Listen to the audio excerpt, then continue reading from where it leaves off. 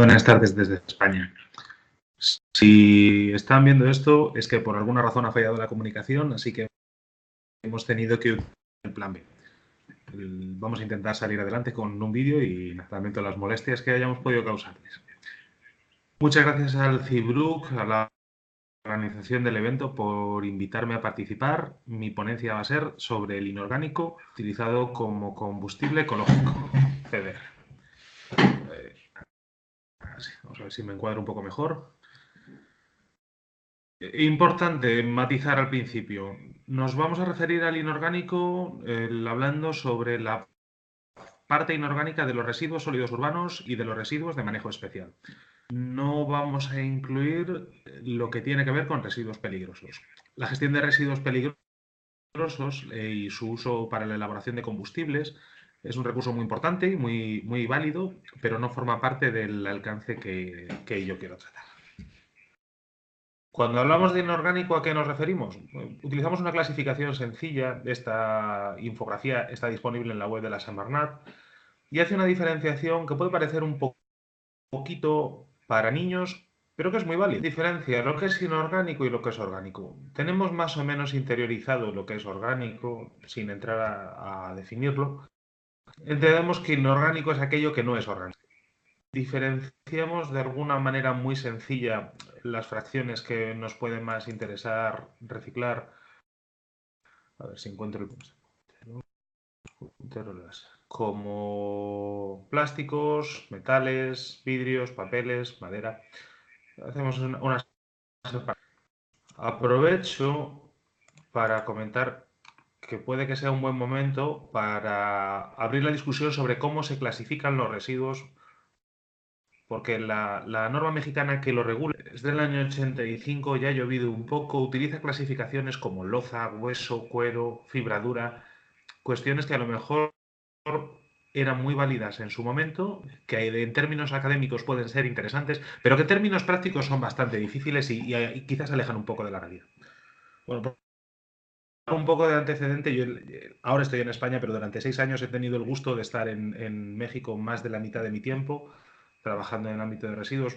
Nosotros están ahí, sí que he tenido el gusto de conocerles y platicar. Y pues por poner un antecedente, no habla un gachupín desde lejos que se permite hablar de una norma sin conocerla, sino que algo me ha tocado disfrutar de su maravilloso país. Sigamos. A ver, desactivamos el puntero.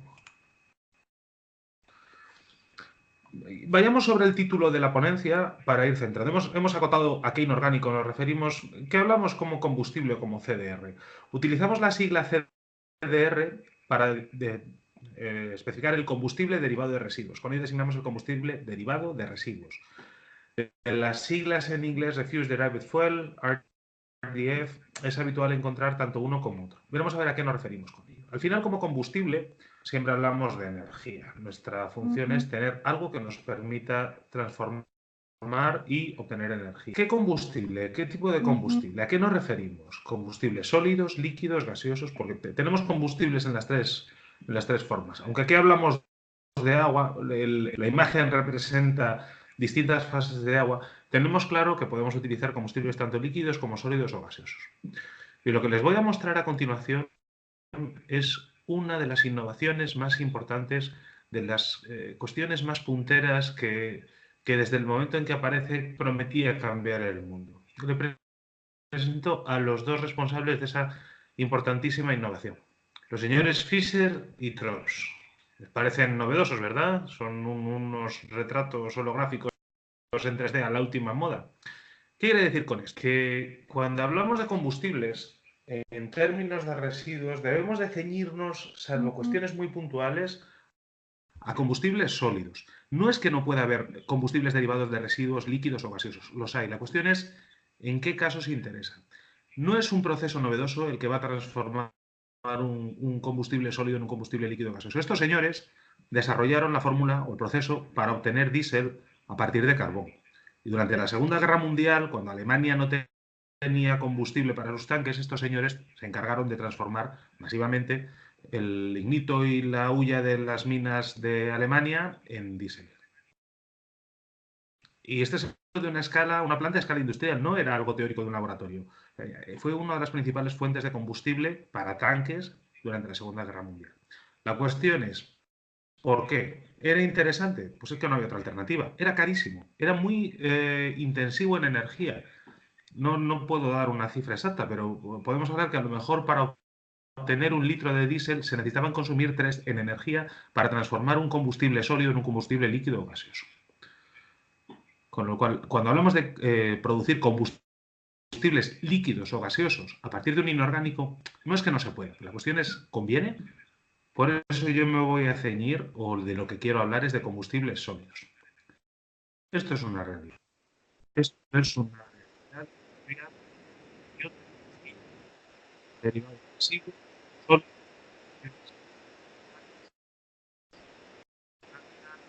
Tecmed, que también está en este taller, opera en la planta en Simepro, en Monterrey, con un triturador de la marca Dogstar.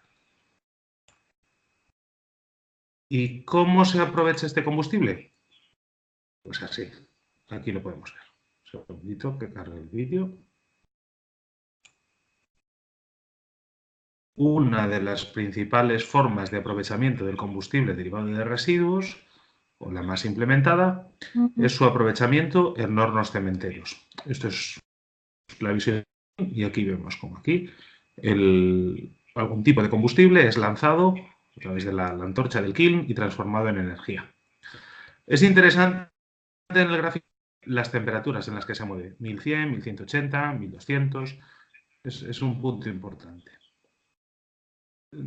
Hablemos, con esto subrayamos el que es utilizado. Este combustible ya se utiliza, no es algo teórico, no es algo nuevo, no es algo experimental. El combustible derivado de residuos es muy utilizado en muchas partes del mundo y también en México. ¿Es ecológico? Bueno, la pregunta de si algo es ecológico. Siempre viene la pirámide, ¿verdad? Los residuos. Y yo tengo problemas porque no sé si la pirámide está al derecho o al revés. Es algo que los teóricos... He visto a catedráticos especialistas discutiendo con otros en presentaciones, pero Memo, que está del revés, porque uno pone la prevención arriba y otro la pone abajo. También es cierto que las pirámides, cuando se utilizan para ilustrar conceptos, a veces son confusas. En la pirámide de Maslow, que habla de las necesidades fisiológicas y humanas, corporales y demás, lo más elevado está arriba, mientras que en la pirámide de la nutrición, lo que menos debemos comer está arriba. Nos dice que debemos comer, hacer mucho deporte y comer muchas verduras, pero comer poca carne. Entonces es un poco confuso cuál debe estar arriba. Al final, buscando cuál es el origen de todo esto, resulta que la pirámide es una adaptación del original, que era este señor holandés, Lansing. Se imagina una escalera, donde el escalón más elevado, que se debía llegar en última instancia, era la prevención. Teniendo como se vea, bueno, al final esto está en holandés, pero nos podemos hacer a la idea que aquí está el reciclaje, aquí está la energía, la valorización energética. Quedémonos con esto, aunque esté en inglés, las letras son bonitas, lo ilustra bastante bien. La clave es que la recuperación energética está siempre por encima de la disposición final. La cuestión es cómo de obligados estamos a ello. La recuperación energética es una obligación. Lo dice la ley. La Ley General para la Protección y Gestión Integral de los Residuos dice que la disposición final de residuos se limita solo a aquellos cuya valorización o tratamiento no sea económicamente viable, tecnológicamente factible y ambientalmente adecuada. Esta última frase me encanta. Son 3 términos que creo que debemos quedarnos con ellos y repetirlos como si fueran no solo con valorización, sino con el resto de lo que tiene que ver con residuos y con muchas cuestiones en general. Pero en residuos nos iría mucho mejor si las utilizáramos de manera recurrente. Centrémonos en lo que tiene que ver con valorización, que es lo que nos interesa. ¿Es ecológico? ¿Es ambientalmente adecuado? Esta diapositiva siempre es un poco capciosa. Lo bueno que tiene es que no pueden decir que la pongo para presumir, porque España no está muy bien parada. Está en los países de más o menos cola. Entonces, no es que venga aquí el gachupín a presumir de lo bien que lo hacen los españoles, no, para nada. Nos queda mucho por mejorar. Todo esto es disposición final. Lo interesante de esto es ver que los países que más tiempo llevan haciendo esto, y que a los que invitamos, lo mismo en España que en México y en todas partes, para que nos cuenten cómo lo hacen así. Tienen un porcentaje muy importante de reciclaje y compostado, como se ve aquí, un porcentaje alto de incineración o recuperación energética, y el objetivo al final es enviar lo menos posible al hoyo, enterrar lo menos posible.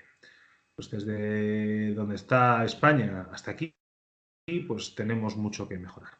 México probablemente tenga un porcentaje de reciclaje. Sería, yo creo, una condición más o menos similar a la de Bulgaria, quizás con un poquito más de reciclaje, porque la realidad es que apenas es muy difícil medir qué porcentaje se recupera, dado que los esquemas son casi siempre informales. Cuando hablamos de incineración o de todo lo que tiene que ver con quemar algo, siempre sale la preocupación, la misma, es recurrente. ¿Y qué pasa con las dioxinas? ¿Y qué pasa con los furanos? Está claro que son un peligro. Las dioxinas son sustancias